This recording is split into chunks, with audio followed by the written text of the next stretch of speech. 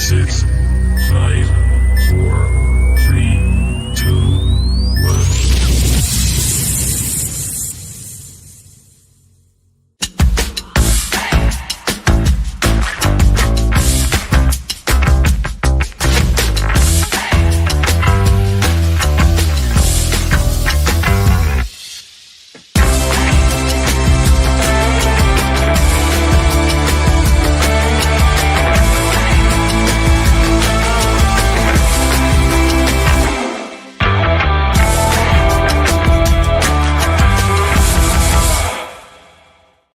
Good evening, everyone, and hopefully some sound this time, kicking it off. Yay! I love technology, I really do. There's a full fixture tonight almost in the Premier League. There's also fixtures tomorrow night, which is why we are here to discuss the Newcastle-Liverpool game. It's going to be very interesting. It's going to be a big topic around the lineup. Lots of different ideas that people have had on Twitter and probably different ideas what the gang have got as well. We'll do the comments and then we'll bring them in. Evening all, welcome to the Liverpool Newcastle preview. Please like and share, subscribe to help to grow the channel. You can join from 99p or donate using the super chat in the bottom right hand corner. All profits are given to charity once we've paid off the stuff for the channel, of course. Please adhere to standard community guidelines, keep comments respectful and enjoy the show. And don't forget, this is our total so far. We're getting to where we want to be. We really are. We have obviously the meltdown on Twitter tonight as well, don't we? Evening all, there's evening lads and lasses, evening Roger, evening Peter G, Brighton beating Bournemouth 1-0, they are. But again, Brighton aren't far behind us now. Fulham 1-1 with Wolves. I expected both teams to score on that one. Evening Emily, great to see you. Palace 1-0 against Villa. Now that is a result going our way. I like the sound of that one. Sound is good. Baz, voice. What about it? Anyway, hello Jules, hope you're well. Let's bring you in. How we doing, mate? All right, pal. How we doing? Yeah, good. Bit stressed today. Didn't get a ticket, but might have one. You never know. Yeah. Oh, guys. Hello. How we doing? How are you? Have you got the heating off again? The heating's off again. Do you know what it is? I can't date anymore. My hair's a mess. I need a haircut. I've got no hair, so what's the hell point in putting that on? Absolute friggin' mess. Obviously, I need a haircut, and that's Evening, it. You shouldn't be on the show tonight. You should be watching Money Martin Lewis because he's talking about heating bills and stuff like that tonight. That might be a good show for you to watch. Oh, indeed. Pause the hell out of us. Honestly, Don't trust him. You wouldn't trust him? Nah. Why? He just leads you down the wrong path. Does he? Yeah, of course he does. I think he's been really good. He doesn't like the government and stuff like that. I like him. Anyway, we are here to discuss the big game. Ooh, he's undercover. He's made it. Is the music playing again, John? Yes, it is. So John will be in and out because obviously the music playing, it makes it rather loud. Right, let's talk about the press conference. That's the first thing, obviously, to discuss. Anyhow, whatever they are trying to do, they are doing it well. Their record at Anfield this season has been very strong. We have to be mentally very strong in the game. We have to have the strength and execute our game plan. He hasn't given too much away in the press conference so far, but Tonali should be fine, apparently. So Sandro came through. I anticipate he'll be fully fit for Wednesday. Sven is improving and improving quickly. We will see if he makes the game or not. He will be close. I wouldn't play him personally. And then we've got on the challenge, we need to have close to a perfect game. I think learning from the recent game against Man City would be a useful starting point for us, where we didn't execute the aggressive game plan that we wanted. Anfield's a really great environment to play football. We need to make sure we turn up, and we're going to need to start the game well. We have the aggressive, have the threat in the game. We need every bit of our game to function. There's two more things. We'll come to these later, but I want to stay on that one, Ian, because we're always getting screwed at Anfield. We've always gone there and given them a go. can we improve on what we've done in the past at Anfield, which is not a lot, and can we also learn mistakes from the City game? Because let's face it, we were never in it. Anfield's been an absolute awful ground for us to go and try and get any kind of result from there. I mean, we've had our opportunities to. I mean, Isak's debut was absolutely fantastic. We had an opportunity there to take 3 points. Unfortunately, we didn't. I know the referee played a massive part in that with the injury time over, but I just think, I know I went down to Anfield, who were winning 1-0 Kabay, and then Suarez scored an absolute great goal, by the way, when he took it around Colaccini and put it in. It was heartbreaking. For me, Liverpool, especially away from home, it's just I don't know.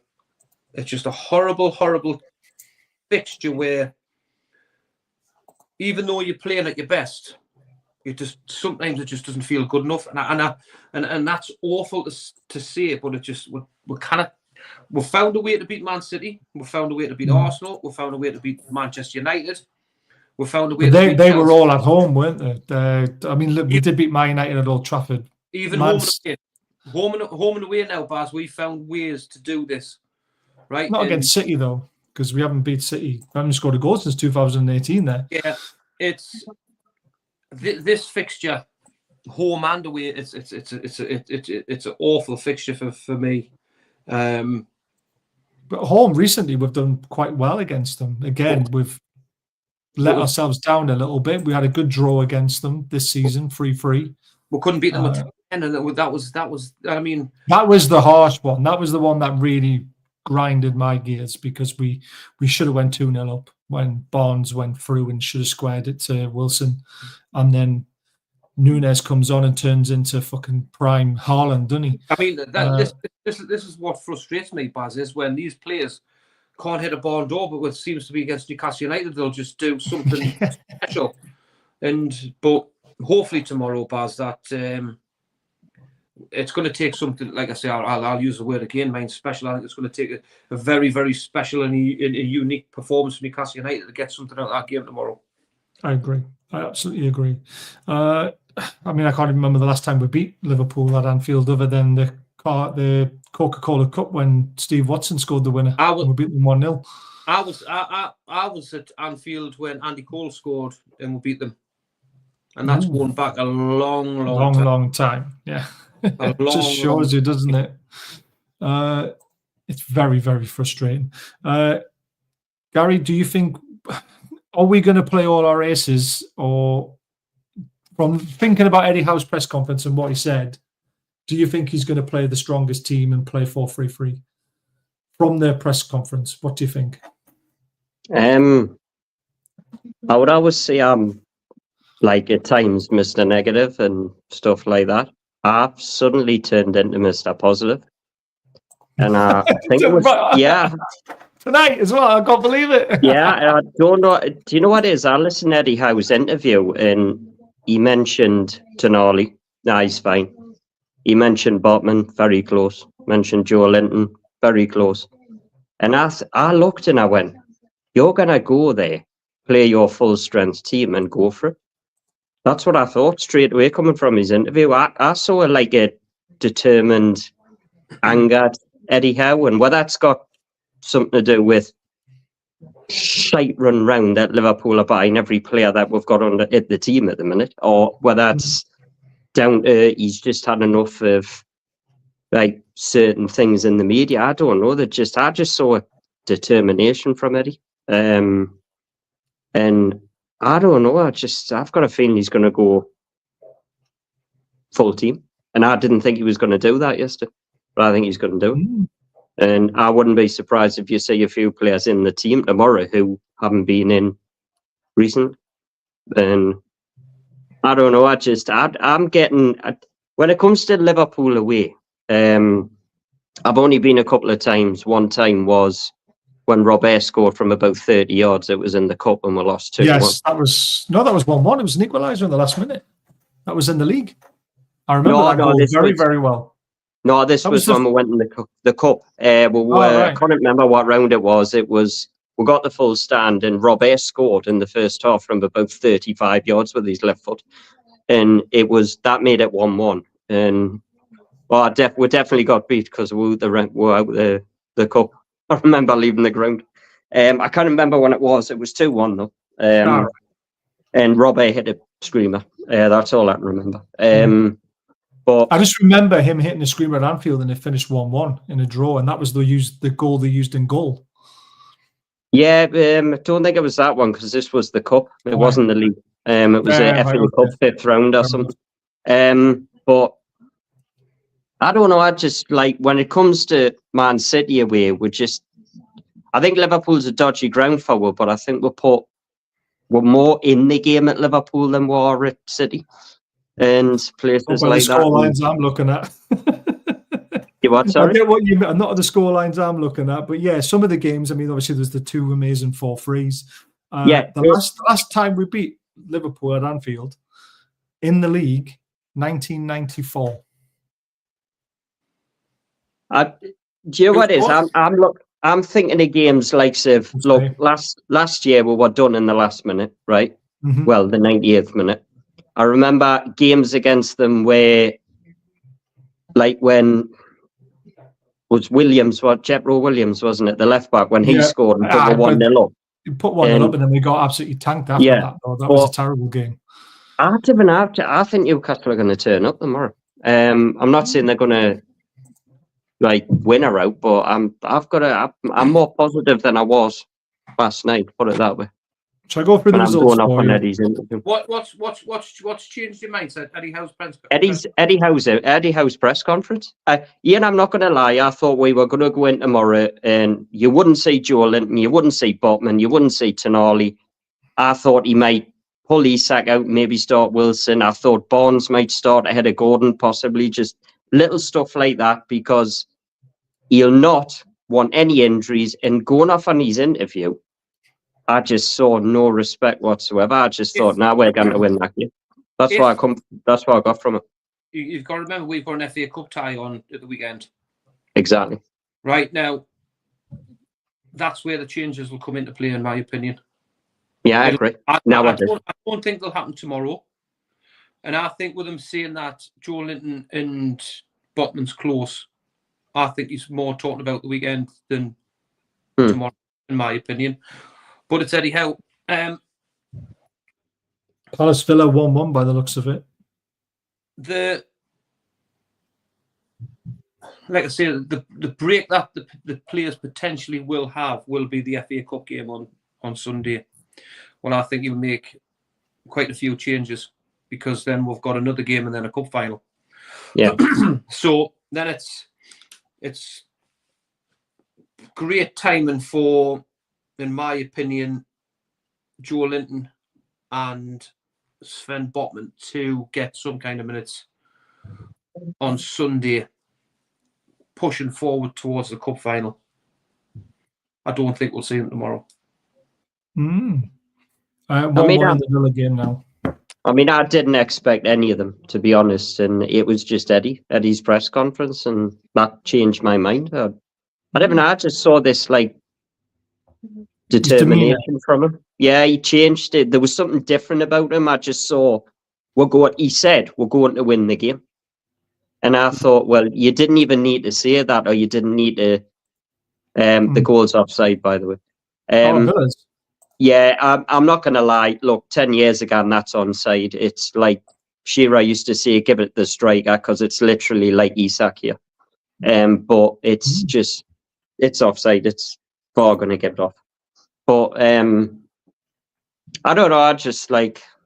I'll probably be pissed off at 10 o'clock tomorrow because we've been hammered and I'll have been talking absolute shite right now. But I don't know. I've got this I'm just a bit more optimistic than I was last night. Hey, there's nothing wrong with that. It's good. A couple of other things that was said. Eddie Howe on the current battle for European places is very interesting, an interesting mix of teams. Some you expect to be there, some who are there having had an outstanding season. I think just from our viewpoint, we're in there fighting for those places. I think anything from down from 8th or 9th upwards can actually still qualify for the Champions League. It's crazy. And Eddie Howe and Lewis Miley. Lewis can be anything in the respect that he could really take his position, solidify that position, and be there for a number of years. Obviously, you need to have a little bit of luck, stay injury free. He has the technical capabilities and mental capabilities. He can do a bit of everything. He has the running capacity. He is a very composed in training. He's one of the best technical players that we have. That's a really big thing to say with the players we've got in Bruno and Tonali. I see a bright future for him. John, I'm going to bring you in on this one. Miley's just superb, isn't he? Yeah, he makes it look easy. I mean, and he looks like, I know he's a kid, but he looks like a man now. He's built out some of his body, and he always ends up in the right place. And he looks like he's doing it effortlessly. It looks like he's just floating around. But yeah, what a player! What a player! I like it. As much as we gripe about, we have some aging stars. We've also got these guys coming up. Livramento's gonna grow a bit in terms of his experience and skills. Hall is already looking fantastic. Miley, same thing. So I mean, we're going to be okay. It's a tough patch right now because we're not able to backfill. But yeah, I love watching Miley. I love watching Hall. Terrific. Yeah, sorry, I'm a little hoarse tonight. I love it. Gary, obviously, I put out your little statement from last night saying that, he's been likened to Gerrard and you saw a young Gerrard in him. One person decided to take offence to that and try to say he's nothing like Gerrard. I thought it was quite funny. And I said, well, Eddie Howe says he is. And then he said, well, Eddie Howe's wrong. It's just I was like, I think I'll stick with the boss. I don't think I'm going to listen to you, mate. I'm not calling him, like I said last night, I'm not calling him the legend Gerrard. I'm calling him a younger version of an 18-year-old Gerrard. He's similar. I'm not saying he's Steven Gerrard. I'm saying he's similar to him. The way he just trots around, the builds. Yeah. Some people just, honestly, they're just pain the neck busy. No, they don't.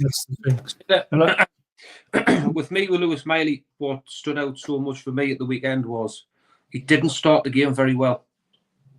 I don't think, well, not many of the midfield did they really? To be fair, Lewis Miley, I thought he looked a little bit sluggish, right? And he wasn't very, very capable. He wasn't very good on the ball. And I thought the game might have just been a little bit too much for him coming back in. It's a good start. But it goes to show when it was before his goal, he just grew in confidence when he was getting on the ball. Bruno, especially, in my opinion, absolutely got around him. They played neat football in between each other, and I thought that the bit complemented. That's the word I was looking for. Yeah. Both of them complemented each other so well, which made this kid grow into the game, and he just got better. And great goal, by the way. His first touch was fantastic to take away. The ball in was tremendous.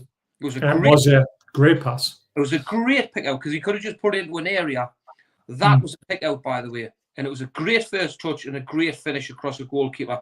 And from that minute on, I just thought he got better and better and better. But from the slow start, it just shows the character what the kid's got and the belief in himself. For when things aren't going quite right, he can step it up to a level where he can be along the same standards of Bruno and Tonali and just look an absolute brilliant prospect for our future. Yeah, PSG away, he was superb. He was. I mean, to be fair, he came into that midfield last season when we were in dire straits when it came to it, and he had to be picked every week because we had nobody else. But when we started watching him and realizing how good he was, it wasn't that he had to be picked. It was like he deserved to be picked. Yeah, that's how good he was. I think you've got to look at it this way with him as well. Eddie Howe doesn't throw anybody in. I mean, we've seen him take his time with Asula, like you said last night. He's took his time with top players, but he threw Lewis Miley into this team at the age of 18. So that tells me Eddie Howe thinks this kid's a player. And I personally think this lad's going to save us an absolute fortune trying to find a midfielder. Because Do you know what it is? I I don't know if you I think agree it's with awesome. this. I don't know if you agree with this, but I think Miley is Bruno's replacement. Yeah, possibly. I mean, I just at 18, I don't know. He could turn out to be an absolute box-to-box goal-scoring midfielder. You just don't know with him right now. He could turn into a 6 or whatever it is. I just don't know. I think he can do anything. I think Ian's right. I remember a few moments in the first 5 minutes where he gave the ball away a couple of times, but I think that was probably, like Ian said, he settled when the goal went in. But I think that was just because he's 18 years of age and he got thrown into midfield just like that. And it just took him a little time to get going. But the kids, I mean, that first goal was absolute quality. It was. And it was the touch. I mean, the touch took it away from everybody. And like his opposite foot as well. And we've seen that kid's got a goal on him. And that's what makes us laugh about the Gerrard thing. Oh, he's not like Gerrard. Well, he scores goals like Gerrard, I tell you that now. Yeah, So exactly. we've seen a few of them. So I think he's, I wouldn't be shocked to see him start tomorrow night. What I see in Lewis Miley, what you've still got to, he hasn't got the aggression in him yet. And that'll come with age, that'll come with more experience, where he'll feel more comfortable to be. He goes around the park quietly as an 18-year-old kid. The ability, what he's got is outstanding. But to take him to that next level, to be Bruno's replacement, Baz, he needs to have another side of his game, which I haven't seen yet, because he's just a nice kid. When you get the blend of his ability and his aggression, determination, I think he'll go to a different level. And that's when you'll turn around and say he's Bruno's replacement. At this present time, he's not. I'm expecting Bruno to be with us for another 2 years and then Miley to step in. He's still a kid. That's what I mean. He's still a kid. And like I said, once you see the other side of him, which will come, guaranteed, because that's what happens. When you're a kid playing football, you don't tend to, because you feel you haven't got... It's funny, because you don't feel you've got the authority to do that. There's only a few players when you look around at that age, right? I mean, look at Michael Owen. He was special, but he never had no aggression side of him. He had the ability to come out. Look at Wayne Rooney, at 18-year-old, right? He's had that nasty side, the aggression side, determination.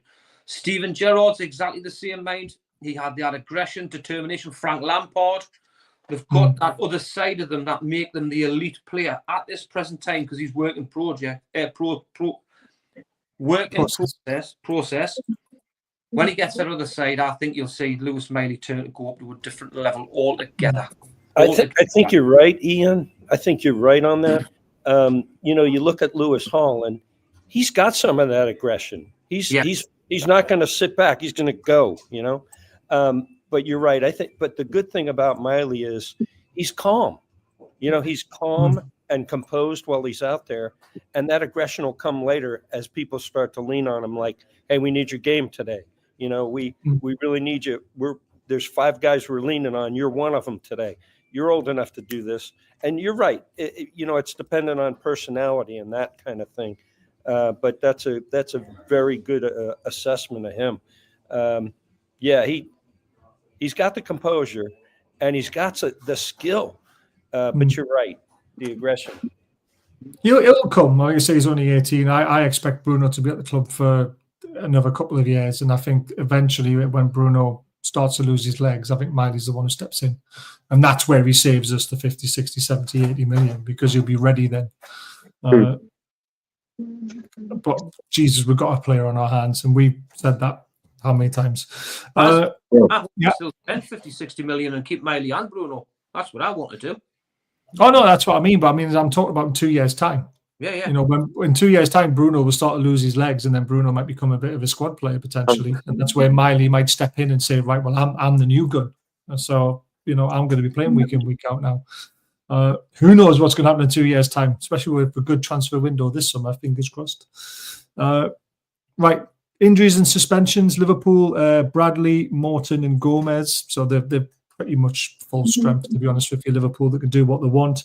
Ourselves, Botman, Joe Linton and the Cells, nothing's really changed there. But the good news is obviously Tonali, as we mentioned, could be fully fit. Now, what are we going to do tactically and lining up? Now, I've gone with this because I think we should play the same similar sort of tactics that we did against Arsenal and play 5 at the back and have Bruno and Tonali as the midfield 3. If Tonali's fit enough, you start him. If you want to win this game, this is how I think we do it. I don't know if you'll stick with his 4-3-3, to be honest with you, but this is what I would like to see happen. Ian, I'll come to you first. Do you agree or disagree? Would you like to see 4-3-3, or would you like to see us change it up a little bit? Yeah, I love the formation what we did. That when Trippier was on that side and we dropped into a 3. I just thought the blend on the night was absolutely fantastic. I thought we were brilliant. I don't want to. You can look at it both ways, where you can fall into a 5 straight away because of Liverpool's press and how good they are at retention of the ball, and then it's going to be long all night. Or is the best form of defense attack? Yeah. So I'm stuck on the fence with that one. I can see why you're doing that, and I think it'll work. I really do. But sometimes I feel. I mean, we look at the Manchester City game away. We just went into a 4-5-1. And it just didn't work at all. I'm fearful of that 3 to become a 5-3-2, if you know what I mean. With Gordon, just it's one of them ones where sometimes, me personally, I would go 4-3-3. I'll play Pope, Tino, Shaw, Burnhall, Bruno, Tonali, Willock, Murphy, Isak, Gordon. I thought Willock done enough for him to start, because I thought his energy levels again, especially first half at the weekend, was fantastic. Tonali's got to come back in because we need, like I've expressed on loads of shows now, that when you put up against the top class midfielders, he's going to be up against Gravenberch, McAllister and Slabbertside, who will drop in there as well, right? When we work hard to get it back, you need people that can keep the ball, and I think Tonali's going to be key to that, as well as Bruno. I'm not seeing so much Willock, because when Willock gets on the ball, he likes to drive with it and gets us up the pitch to gain us yards, to take the pressure off in that way. Tonali's key to be back in the middle of that park. So with you going in there with the 2 in the midfield, I just think we need another body in there, Baz. Because I think with Gravenberch, McAllister, Slabberside becomes in there, it's a very difficult 3 to break down. I think it'll be tougher for Bruno and Tonali without the ball, if he doesn't have that somebody alongside him. So I think that's why he'll favour the 3, because it becomes a 4-5-1 without the ball, and that's, again, they'll play with 1 up top, and I think they'll play Diaz tomorrow up top. But obviously you've got Gakpo and Salah down them sides where it becomes a 3, so we'll automatically drop into a 4 at the back. Which, if you've got 3 central defenders on the counter attack, it becomes a little bit dangerous against the top sides. It did work greatly against Arsenal. I totally get that. But we were at home. So I don't know. That's my take on it, mate. Yeah, it's a tough one, because it is. You talk about losing that extra man in midfield, but you can also have Tino and Hall potentially slipping into that midfield and helping out, or Shaw pushing up and helping out. The problem what you've got with Liverpool is the full-backs are very, very effective. Effective. So they take the midfielder out straight away. Which you'll have to probably there'll be Trent will be on that side and Timicus on the other side. So it'll be, and they both like to play very, very high. And if they've got good control of the ball, the midfield then becomes a big block of 7 players, which are very, very difficult to break down. And that's why they're so successful, because they're so fit, they've got so much energy about them. So I think going in with 2 in midfield is a little bit dangerous, on my opinion.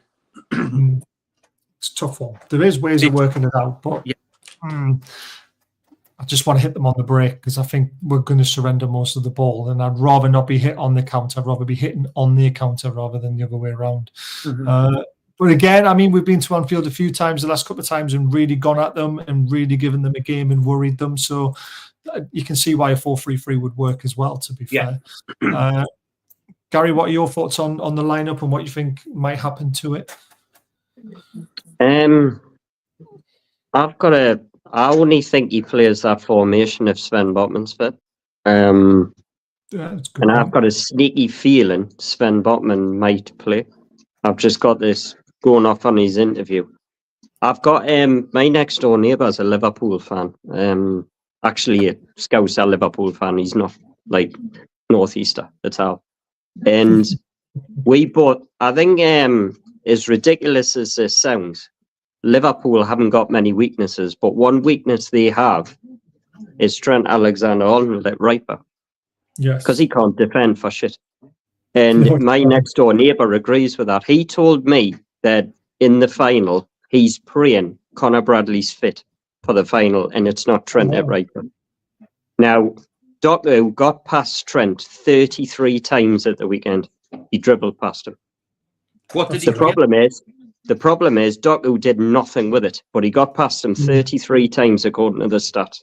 Yeah. Now, Gordon can do that. If you've got Hall pushing further forward as well, he can get past him as well. And they could cause him big problems because Conor Bradley is out the game.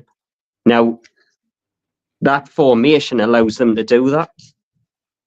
I get where Ian's coming from. You're talking about Gravenberch, McAllister and Szoboszlai in the middle of the park, and that is a very, very strong three. And you could easily get overrun. I'm not going to lie, I think it's all dependent on Botman. I think if Botman plays, he goes that. If Botman's not fit, he goes 4-3-3. That's what I think of him. That's interesting. John, what about your thoughts on the lineup? Yeah, I've commented to everybody that this one really throws me. I appreciate what Gary said about Eddie's press conference, but I just don't know on this one. I really don't. I don't know. Is he going to hold anything back? Because we really want that cup final. I just don't know. I'm usually I have an opinion. I'm just like, oh my God, this Liverpool game is coming at the wrong time. I wish it was after the cup final because we're going to throw everything at him for the final. And I'm just thinking he might want to hold back certain things. In terms of strategy, but yeah, he'll use people if they're ready. But this one, I have no idea. I will watch with interest. It is a tough one to call, to be fair, because, like you said, there is an FA Cup game at the weekend where Liverpool don't have one. So they're obviously having a bit of a rest, and then you've got the cup final coming up. Do Liverpool really want to show all their aces with obviously playing us as well? I'm going to the West Ham. Imagine what the team will be that night. On the Monday night, it's going to be even worse, isn't it? We had a strong three in the middle tonight, Bruno and Miley for me. Interesting. This is what the Liverpool side has been put up by SofaScore. Now they're predicting that Jota will start up front again. Gakpo, Szoboszlai and Salah, they're the three that are really dangerous. Obviously, McAllister and Gravenberch have had great seasons. McAllister's a great player as well. Going forward, they're unbelievable. Gravenberch is in there, and he really helps out Trent in that right-hand side situation. As you mentioned, Gary, obviously he got beat 33 times. If Gordon gets past Trent 33 times, you can imagine there's going to be something created on the end of it. But Gravenberch will be there to help out. Someone said stop Salah and we might get a draw. Not many teams have been able to stop Salah. Let's face it. Look at that rating. That's his season rating. Yeah. Can I jump in on Salah there? Because the stat you love Baz, right? Go on. Salah's one home goal away from scoring 10 plus home goals, 10 plus away goals in 3 different Premier League campaigns. That's crazy. It's crazy what that man is about. Unbelievable. And comparing Salah to Isak, chalk and cheese, isn't it, really? Here's your ratings now, Baz, and here's your figures. What about the two sides, the two players, sorry. Salah's played 27 games, Isak's played 24. Isak's had 5 assists with 19 goals. This is where it's important. Where just because if you think you're going to keep him quiet with him scoring, nah. He's got 16 assists with 25 goals. That's scary, right? That's scary. That is scary for a player. That's Messi level.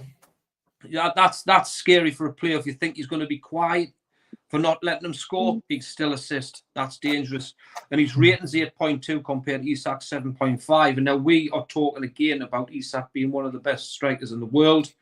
This guy plays on the wing, and he's one of the best players in the world. Unbelievable, Mo Salah. And on form at the moment, he's probably the best player in the world. And I think now, under the new manager, I think he's completely different player what he was on the Klopp. I think he's fantastic. Yeah. Oh, he is. He's gone up a level this season. He's well standard. Yeah. But it's not just Salah though. You've got Gakpo who's come up a level this season as well. Szoboszlai started scoring goals.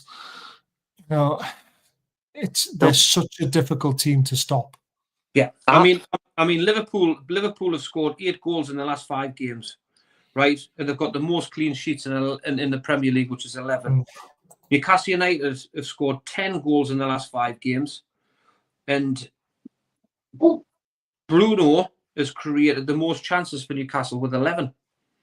So this is why it's imperative that Bruno is one of the ones that help Isak, and he's got our most shots on target, which is 1.5 a game. So you can see where the threat's coming from our side. Yeah, I mean it's obvious from our side, isn't it? It's Gordon, Isak, and Bruno, and then you've got Murphy chipping in on the right hand side. That's it. When you look around that whole team of Liverpool, you've got Salah, Jota, Szoboszlai, Gakpo, McAllister, all capable of scoring on the night. Then you've got Trent's potential danger going forward as well. You've got Van Dijk from corners with his heading ability. Yeah. You know, they've got almost goals all around the pitch where we don't. We know our scorers almost every week, don't we?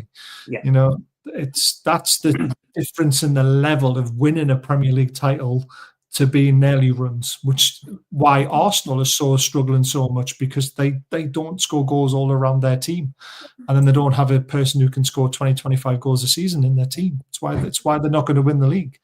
I take a narrow defeat. Gary got his medieval diseases book out.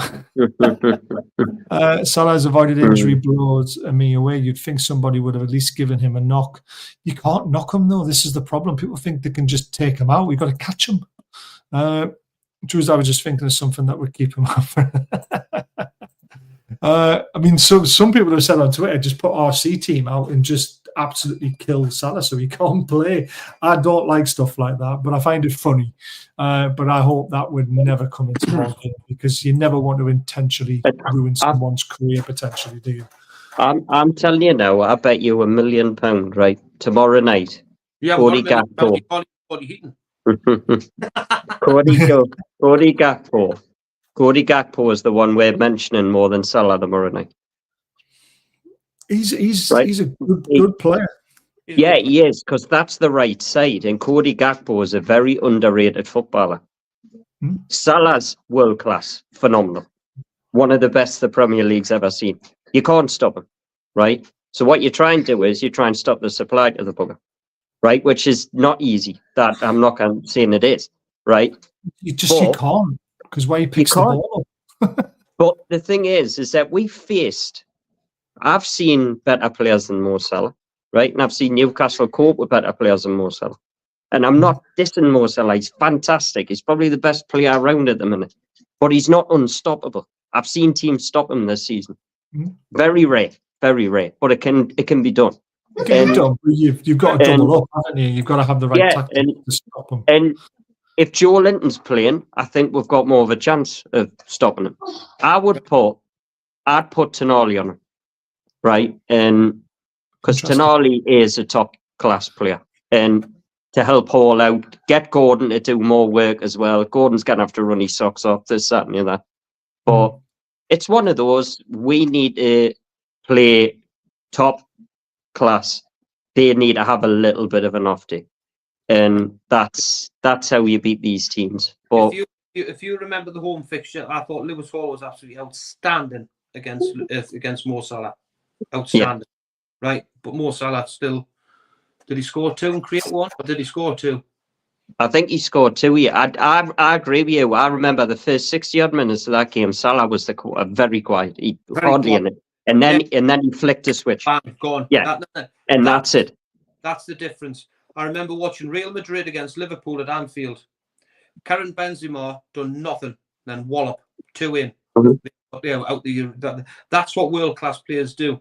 I totally disagree what you just said about Tonali going out there and marking them.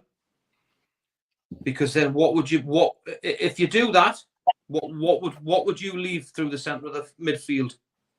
This is the problem. Well, that's the problem. But you've got we've just said he's unstoppable. So you've got to do something against him because you can't leave Lewis Hall on him.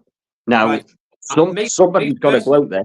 Me personally, when he gets the ball. I have a brave statement out there on after the game on Sunday, and I said, we have the best left back in the country. We have.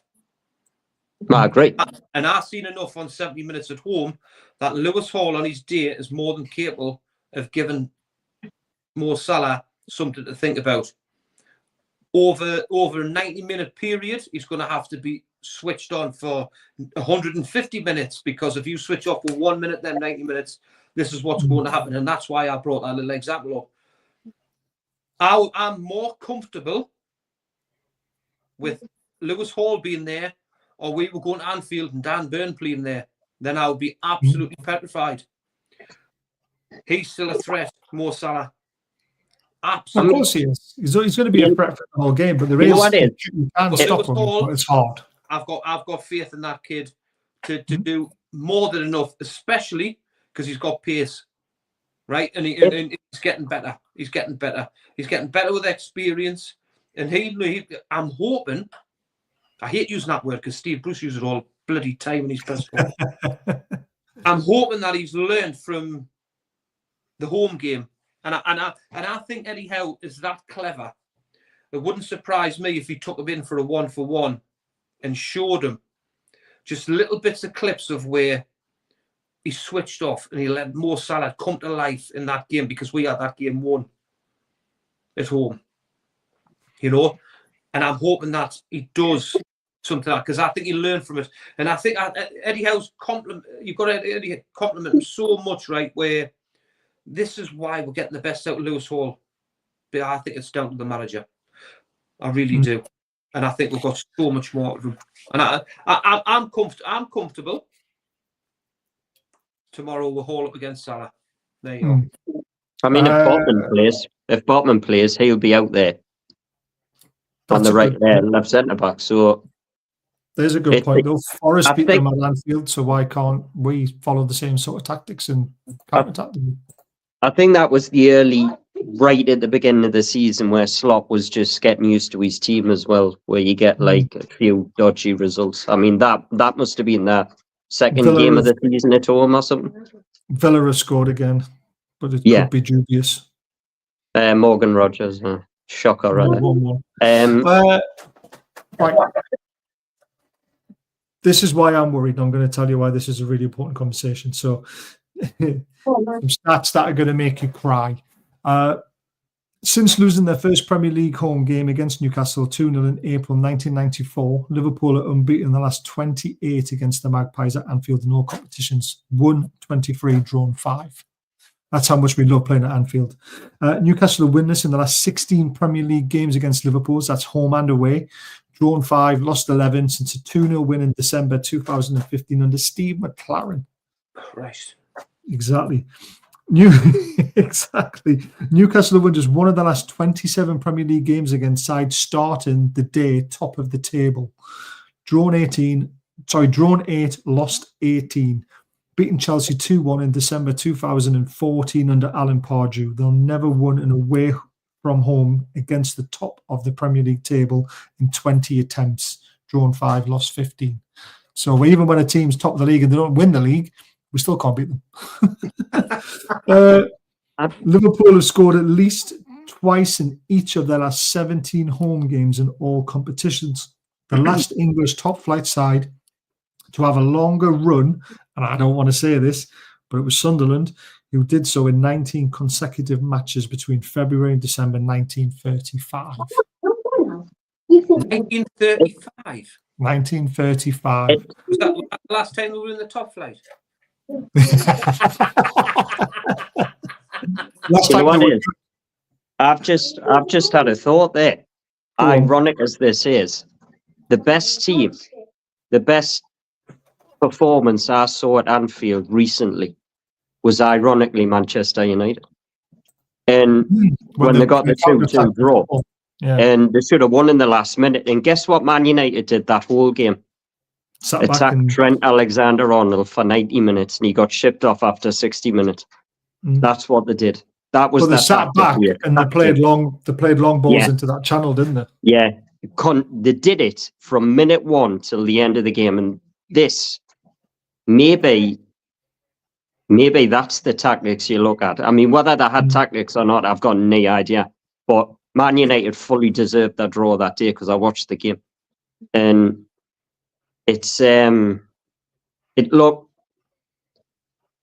I'm telling you now, I think personally Liverpool will perform better in the final than what they will tomorrow night. So regardless of what happens, we've got to be on it tomorrow night and in the final. And if we're not, Oh, no doubt. we're going to lose the game. It's simple as that. We've got to be on it. And tactics have got to be spot on. The plan's got to be spot on. We all praise Eddie Howe. Everybody on this screen right now thinks Eddie Howe is a great manager. So I'm assuming Eddie's got a plan for Liverpool tomorrow and in the final. So And the thing is, this game has come very important tonight because so far Chelsea are winning, Brighton are winning, and Villa are drawing, and Fulham are winning. So these are all teams chasing us, and they're picking up points. And if we go tomorrow to the game, this is the one thing I'm worried about. Just saying, oh, it's a free hit. You know, we've got the cup final. We don't want to throw out our C team. You know, we don't want to worry about it. This game has a massive impact on the league table tomorrow night because we could be sitting in 6th, 7th, or we still could be sitting in 5th, but everyone is right up our arses. So that's where it becomes very, very important now. I can't see, I mean, Bournemouth might get back in the game against Brighton and get a draw. That would be a good result for us. I can't see Southampton turning over Chelsea. And Villa, now that they've equalised against Palace, will probably go on and win the game. It's normally what they do. So tomorrow night is a really important game. Even if we don't win it, we've got to make sure we're competitive and try and get something out of the game. We've got to try our hardest. I'm personally, I know this sounds like, I know people have got their opinions on this. I'm glad we've got Liverpool now to get the buggers out of the way. Right? The last, what I think. I just want them out of the way because you know, I don't know the fixtures, but you know the teams around us. Some of them are going to have to go to Liverpool or play Liverpool, or they've got to play Arsenal, or they've got to play whoever. And I'm just get it out the way, and we should still, even if we get beat tomorrow night, we should still be ahead, shouldn't we? Or point ahead, or right. Yep, teams will be right on where I get that, but we should still. I don't think anybody goes above where maybe Chelsea. Am I right? Chelsea, yeah, Chelsea going to 4th. We're 6th now. As the results stand, we're 6th, 2 points behind Chelsea. Right. Then you go into fixtures. We've got Arsenal away, second last game of the season, by which point the title will be over. So I don't think Arsenal's a concern now. We've got Chelsea at home. Get this game out the way. But I think you're right. It puts a bit of thingy on them to say, right, they're winning now. You need to do something in this game. So not just that, I'll tell you the league table now, right? We're on 44 points in 6th, joined 5th with Man City, right? 7th Bournemouth, 43 points. 8th Brighton, 43 points. Villa 9th, 43 points. Fulham 10th, 42 points. That is mental how close that is. And that's even with Bournemouth losing, they're still a point behind us. Newcastle cannot have any Fulham or Bournemouth home performances for the rest of the season. They've literally got to win nearly every game at home from now on. The way is different. We're shot in the dark sometimes, you just don't know. But we cannot have any slip-ups at St. James's Park anymore. I think sometimes we'll play better away from home. So do I. I 100% agree because I think we're a counter-attacking team at times, and I think they love it. And I think our fan base at home is appalling sometimes. Well, I kind of vouch for that. I mean, look, I'm going off what people tell me, saying that the atmosphere is absolutely crap now compared to like what it used to be, and people get told to sit down and everything, night down, and stop singing. I mean, oh wait a minute, seriously, it's a football match, man. That's so I can't, because I don't go as much as I used to, and this, that, and the other. But back in the day when I used to go regular, from what I've heard, the atmosphere is shocking now. And Can't just turn up against Arsenal in semi-finals. No, about without. But yeah, one of those things. Right. It's all the folks that made the atmosphere so good were able to cram all their friends together and be in there, with their mates. And now they're all my age. So, and some of them are still going to the game. So, yeah, it's going to be a little off. But we've got to find a way to get the young people back in there. We need a sitting section. We need all this sort of football. Oh, well, I was wrong. Palace 2, Villa 1. I have to admit, Palace are, you can never write Palace off at home, mate, because that ground's bouncing, They're not. Do you know what it is? That Mateta scored again. He's a good player. I'm not saying he's our standard, but he's a very, very good player. And that's a cracking finish, sir. And that is a much better looking result for us now. Oh, hold on. Martinez isn't in goal. What's happened? He started the game. I didn't see it. Well, Martinez has gone off, the goalkeeper. That's a blow for them if they don't. Because it's not often he goes off. That's one. The Plymouth result will do me 1-0. I mean, they hung on in that game as well. It's out. Yeah, I know. You never know. You never know. Right, what we're going to do is we're going to go through what we think the scores are going to be. Guys in the chat, let me know what your scores are. But we're going to start with Liam, who couldn't make the show tonight, but he sent in a video for us. So here we go. Toon fans, Liam here. Hope you're all well. Right, it's come down to a massive, massive night at Anfield tomorrow. Is this the calm before the storm, or is this the storm before an even bigger storm? Who knows? We'll have to see what happens. But anyway, my predictions are... So I do think that Liverpool are going to beat with 3-2. I'm sorry. Hopefully I'm wrong. Right, we come out like we did last weekend in the first half. We can win the game, right? We come out like we did in the second half. That's where my prediction comes in. So fingers crossed I'm wrong. Hopefully we can turn around and win. Up the Mags. Come on. So I'm just doing a little bit of a celebratory dance because Bournemouth have equalised at Brighton. It's now 1-1. Yeah, that's a good result. That's a good result if it stays that way. Chelsea are now 2-0 up at against Southampton, though. So very. I mean, whoever plays Southampton, just write 3 points for them. I mean, they're freaking useless then. Everyone's well behind me tonight. It's great. So that was Liam with his prediction. We'll now move on to the myth, the man, the legend. Morning, Toon fans. Superfan Dan here from California with my match prediction for tomorrow's match. Warm-up against Liverpool.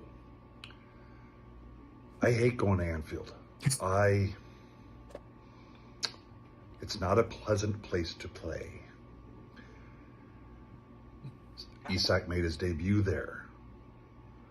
We'll all remember the offside decision. So, with that, I'm going to say 2-2. I think 2-2.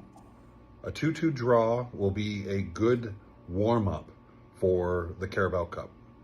And we'll go from there. Love you guys. Away the lads and lasses. Your guess is as good as mine. We'll see what we can do. Be good. See you soon. Oh, brilliant. I haven't listened to these. I like listening to them fresh and having my own reaction to them. So brilliant. California. Yeah.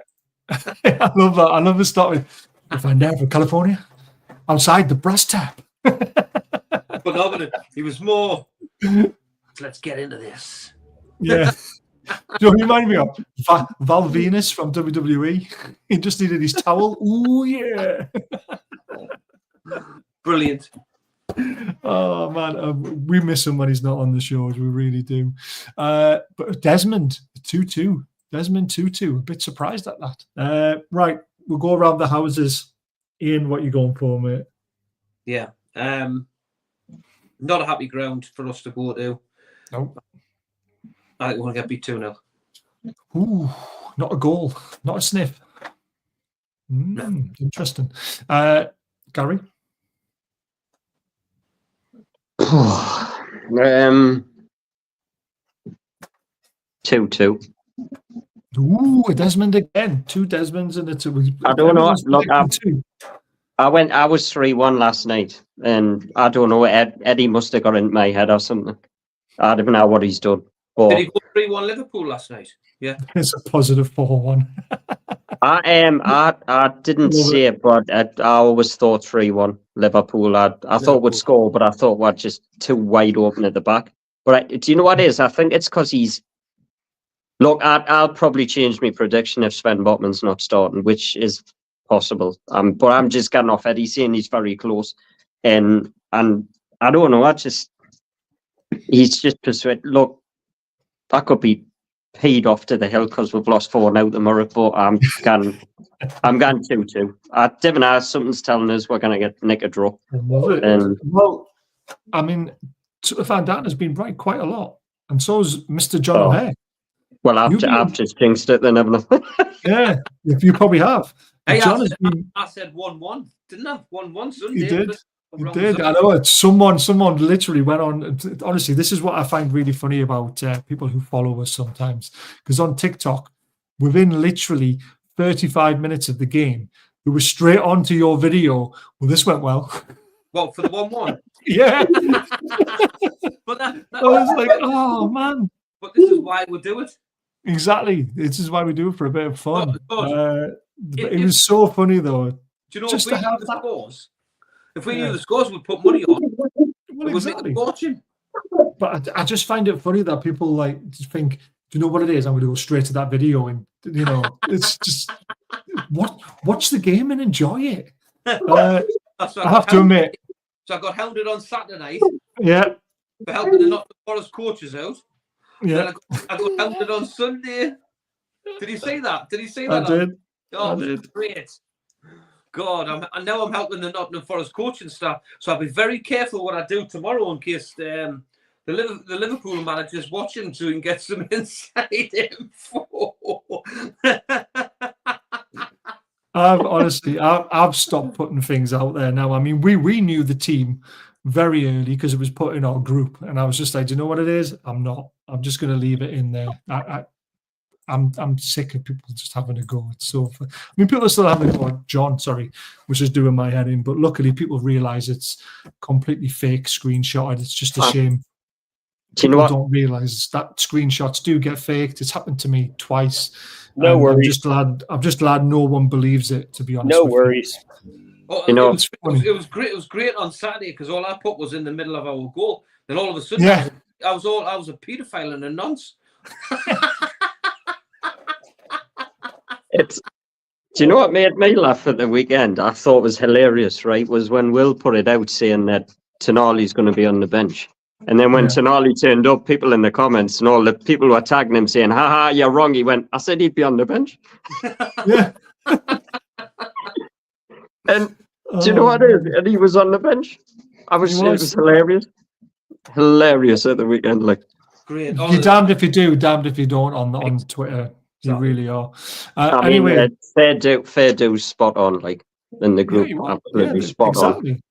And this was day before, wasn't it? So yeah, exactly. We all found out a day before that Tonali wasn't going to make the game, as in starting, and there's a chance that he might have been missing. Then Steve put up the lineup well before it was released. And then all the information was put out there saying that Tonali was on the bench well before everything was released, and yet they still got pelters. And honestly, fair play to them for still doing it, because I've got bored of it now. Yeah, So, John, you're a red. Are you expecting a Liverpool win? I was never a Liverpool Never was, never will. The jury's right.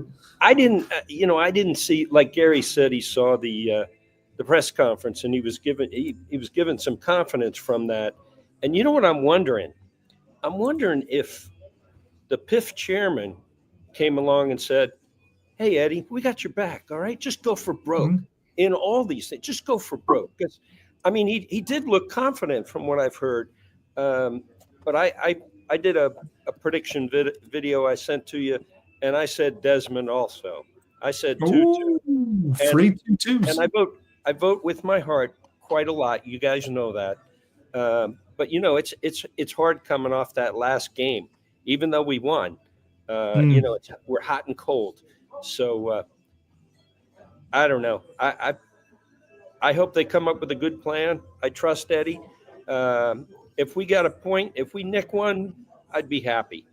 And then go at them really hard in this cup final. That's it. 2-2. Desmond 2-2. He's been out a lot tonight as War Desmond.